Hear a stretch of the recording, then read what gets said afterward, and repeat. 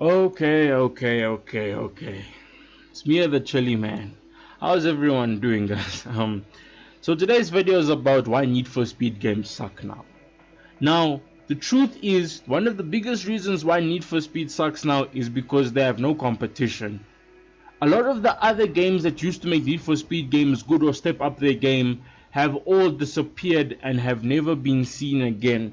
Like, who remembers Need for Speed's proper competitors like Midnight Club, Juiced, Flat Out, Stuntman Ignition, Test Drive, the Test Drive Unlimited series. There've been so many games out there that used to make Need for Speed step up. And Need for Speed's actually trying to step up was Need for Speed Shift and Shift 2 Unleashed. Now they tried a sim thing, and simulation racing games have pretty much taken over the market now. But let's talk about Need for Speed. One of the biggest reasons why Need for Speed games are not good anymore, as good as they used to be, was because they have no competition, and they're not doing things as well as they used to. They're not doing things back then that they could do now. Like, the storylines are unimaginative and bland. The car, like, everything surrounded by the cars is backed up by social media trends and essentially TikTok. Alex Choi's craziest build yet. Probably the craziest Huracan exhaust in existence. Now, where Need for Speed came from its roots, specifically when Need for Speed started to get good, was around Need for Speed Underground and Need for Speed Underground 2. Need for Speed Underground 1 was a little bit of a hit or miss, but Need for Speed Underground 2, Need for Speed Underground 2 was probably one of their most successful games to this day. Now, Need for Speed Most Wanted 2004 was where we got a proper wholehearted Need for Speed, a game that everyone has pretty much played and loved. Even your friend's father played the game and liked it. The soundtracks, the cars, the BMW GTR that we all love, that monster engine, the cast, the cars, everything that we loved about a Need for Speed game was Need for Speed Most Wanted 2004. Now, anything thereafter has been a hit or a miss.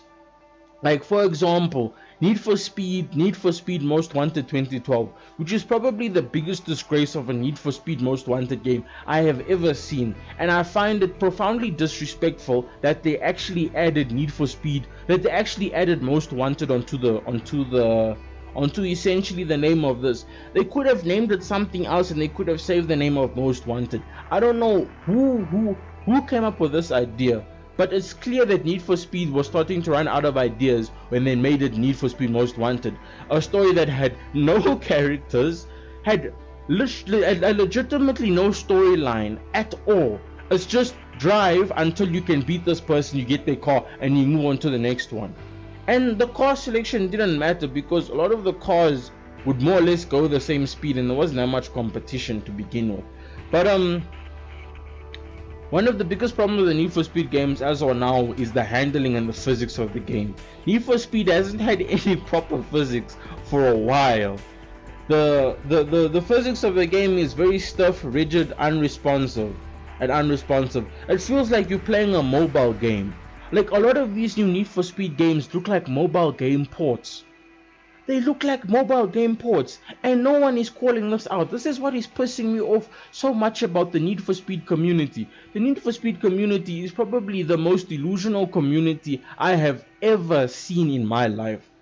And the truth is that the community is probably the worst enemy, because a lot of these Need for Speed games are being based off stuff they see on TikTok or Instagram. That's literally what these Need for Speed games are being made of. I remember back when Need for Speed games, because apparently the Need for Speed games took a lot of influence from Fast and Furious and the underground scene that it started.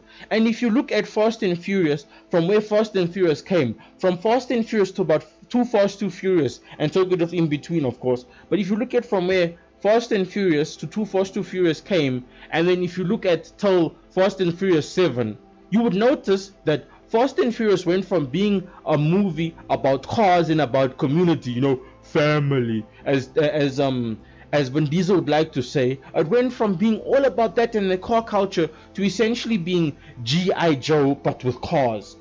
You know, genetically modified humans, big vehicles, just bigger, bigger, bigger. The stunts bigger, bigger, bigger.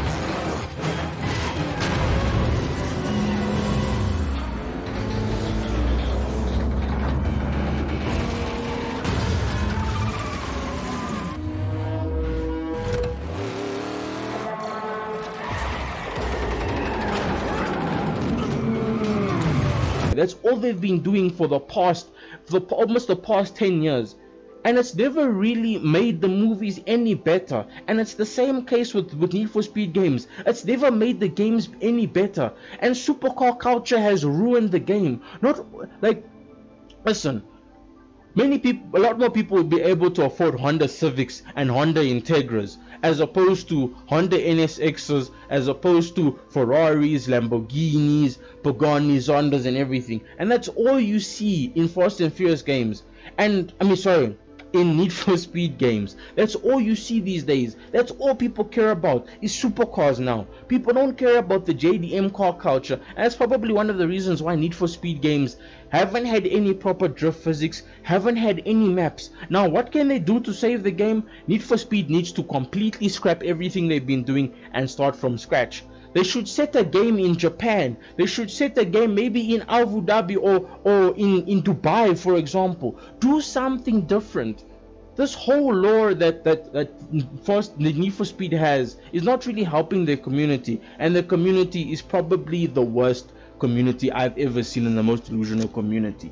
They are bored. They too much social media influence based on a video game, pop culture and everything.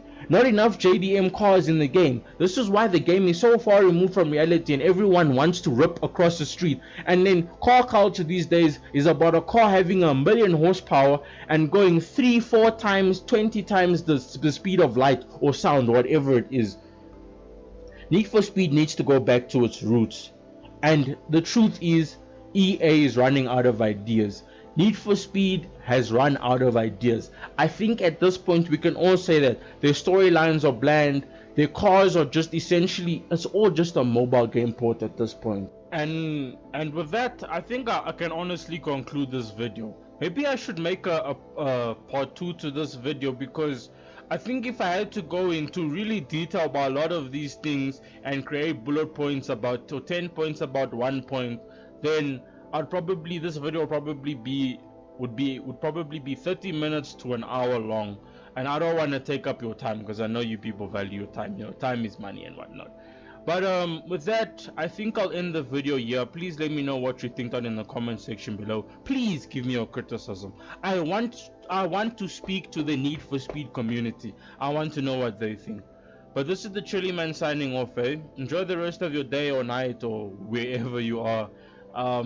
Yeah, this is the Chilly Man signing off. Peace out.